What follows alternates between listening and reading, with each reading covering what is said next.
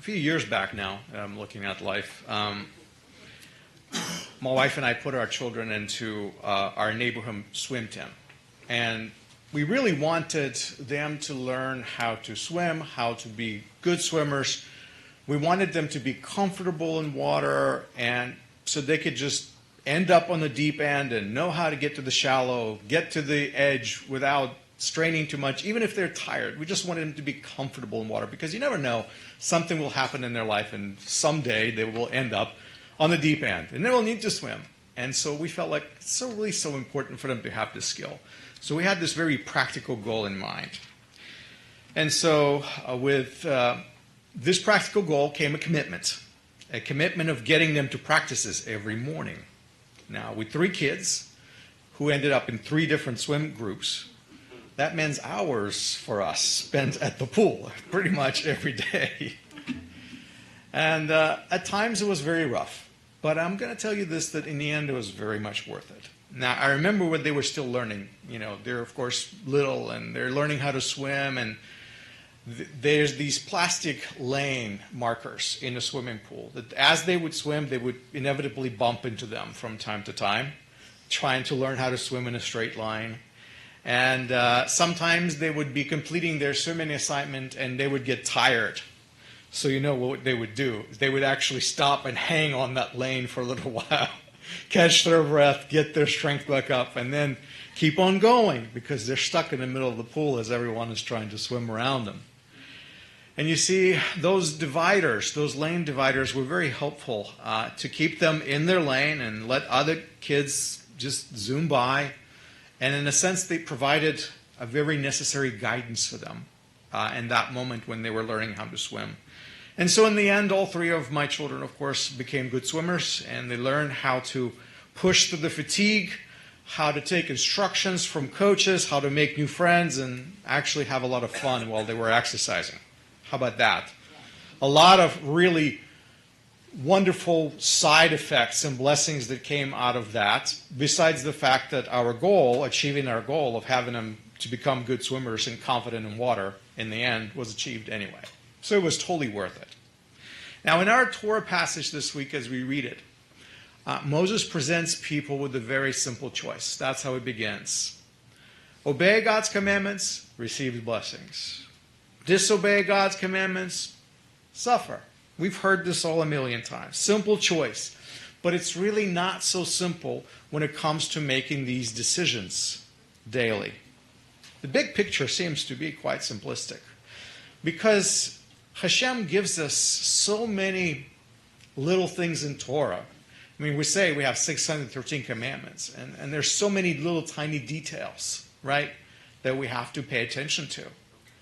Yet, a lot of times what Hashem also does is He gives us these very big, what I say, practical tools that help us succeed in a myriad of smaller tasks. And I am really grateful for those. I compare those big principles, those big tools, those ideas that God gives us to swimming lanes in a pool that usually help us to stay on the course and not get sidetracked. So when it comes to these big overarching goals and ideas, they're right here in our Torah passage today, and it's actually easy to see their value. That always makes an easy drash. So how about we look into our passage and see what Hashem is teaching us today. In Dvarim, in Deuteronomy, particularly as we're reading chapter 12 now, God tells Israelites not to follow the ways of the people currently living in Canaan. Remember, they're about to enter the land of promise, and that land is populated by local people. Well, as they conquer the land, in verse 2, the Israelites are told, Aved ta'avdun et kol hamekomot. They're told a lot of things, but this is one of them, and that jumped out at me.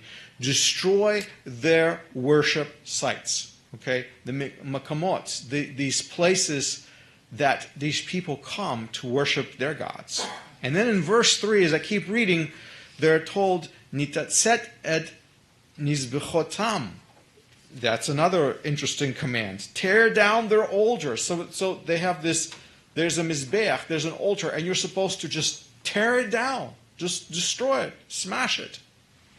I keep reading, and then God talks about taking the Pisilei Elohechem ta'agdeun. It's very archaic Hebrew. It says, cut down the images of their gods. You're supposed to take those idols that you find throughout the land as you conquer this land, and you just cut them down, destroy them, smash them. Now, these are some very specific instructions as I read these, and I'm reading this list, and Yosef just read this actually in our parsha. It's in our first parsha reading towards the end. As I'm reading these instructions, these are some very, very specific words. We're supposed to destroy these worship sites, tear down the altars, destroy the idol images, everything that Israelites see in the land that they encounter that's pagan, they're supposed to obliterate. And then in verse 4 comes the broad overarching principle, that big tool that I've been telling you about. So it says, Lo ta'asun ken la'Adonai Elohechem. Do not do this way to Hashem your God. Or you could say, do not worship Hashem your God in this manner. Because all these things that have been described are things of how people worshipped their gods. So Torah says, just don't do this. Don't do it like that. That's essentially what Hashem is telling them.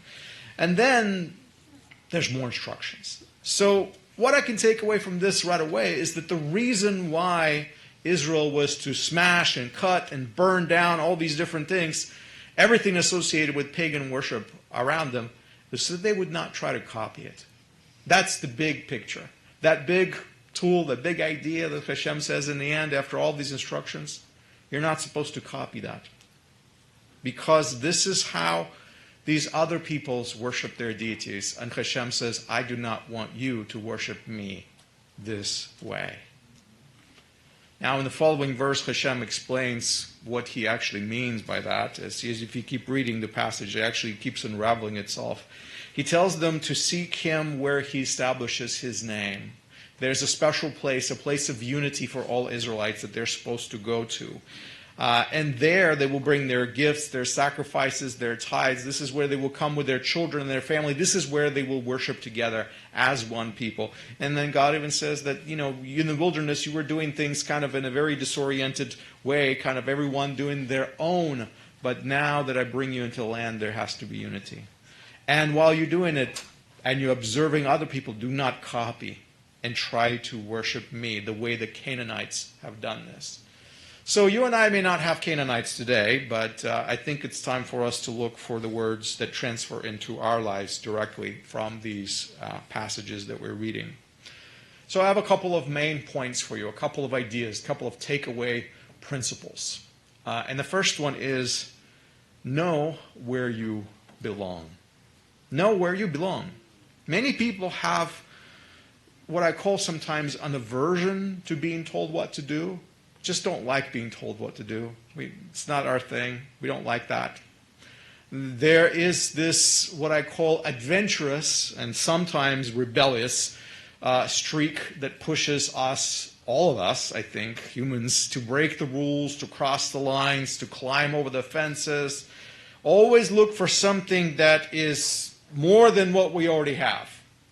On one side, that's a really great part of our character because it pushes us to propel us to become better, to seek after something greater. On the other hand, it's not such a positive quality. On the other hand, it wastes our time chasing after what I call an elusive feeling, that there's something better out there that we actually already have. Very, very rarely do we actually chase it and catch it and have it. We do such things, I think, because inside we think we might have something. There might be something better out there, Today, there's a special industry term in marketing. They call it FOMO, fear of missing out. And a lot of commercials are built on that, actually, to make you scared that you're going to miss out on this wonderful product or whatever it is that they're selling to you. That's, I think, works for us psychologically for human beings. We're weak this way. So Israel might have thought that the way other nations worship is better. They come into the land and they're looking at how they are worshiping their gods. Look at how pretty their holy places are. Look at the colors. Look at the food. Look at the facilities. Look at the dances, the music, etc., etc. Fill in. Whatever it is that they observed that they found to be appealing. The reality is that God gave us exactly what we need to quench our spiritual thirst. But somehow we think that what He gave us is not good enough and we could do better if we can copy somebody else. Well, guess what? We may not be in a position to smash pagan altars and tear idols down today, but we can certainly stop looking at them. We can stop. We don't have to. We don't have to copy them. Hashem tells Israel these words. He tells Israel to behave this way, to protect them, and to keep them where they belong, because where they belong is with Him. And they are already there. They already have everything they need to satisfy them on a spiritual level. So that's why my second point is stay in your lane. Whether you're swimming or driving, or in case of our passage, worshiping, staying in your lane can be very helpful. You've heard people say that the grass is greener on the other side. You've heard that? Yeah. It's a lie. It's not true. It's an illusion. We have this illusion that something is always better where we're not. Okay, and Israel was told to stay focused on Hashem and not try to imitate the lifestyles of all these people that they were observing. Because guess what? In God's eyes, all these people with wonderful temples and high places and beautiful worship shrines, they failed miserably. In God's eyes, they failed. So why would you want to copy failure?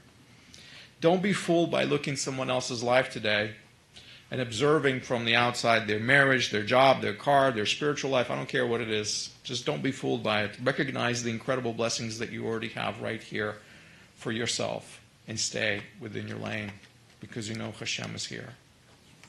God gave you all this that you have today. You want to improve things? You want to change things? There's nothing wrong with that. There's that part of our human nature that wants to do that. The grass, my friends, is greenest where you water it. You want to improve it? You want a greener grass? Start watering it. It will be greener. And you don't need your neighbor's water, by the way. Yeshua taught that the poor in spirit are blessed. You know why he taught that? Because I think it's okay for us to be spiritually hungry. So stay spiritual hungry. But try to satisfy your spiritual hunger not from the Canaanite table. Don't do that. Be wary of foreign worship. Avoid spiritual paths that don't originate from the Torah, that don't originate from the patterns of life that worship God established for Israel, for Abraham, for Moses, for David. The things that come from Yeshua and the apostles, that's the path. Stay in your lane and know where you belong. And Hashem, I know He will reward you for your faithfulness.